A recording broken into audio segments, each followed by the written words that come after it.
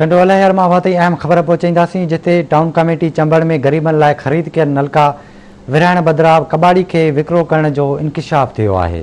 अहम ख़बर अवां ताईं पहुचाई पिया टंडोलहर मां, जिते टाउन कमेटी चंबड़ में ग़रीबनि लाइ ख़रीद कयल नलका विरहाइण बदिरां कबाड़ी खे विकिरो करण जो इंकिशाफ थियो आहे। लखे रुपयनि जी मालियत जे नलकनि जा फुटेज आवाज़ टीवी हथ करे वरिता आहिनि।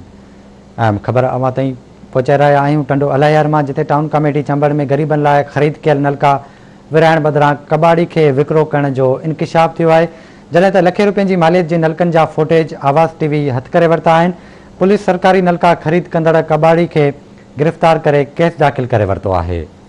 हिकु भेरो ॿीहर अवां ताईं अहम ख़बर पहुचाई पिया टंडोलहर मां, जिते टाउन कमेटी चंबड़ में ग़रीबनि लाइ ख़रीद कयल नलका विरहाइण बदिरां कबाड़ी खे विकिरो करण जो इंकिशाफ थियो आहे। तफ़सील मालूम कंदासीं टंडोलहर मां गुलाम रसूल नोहरियो खां। जी गुलाम रसूल, छा अपडेट कजो, छा वाक़ियो आहे?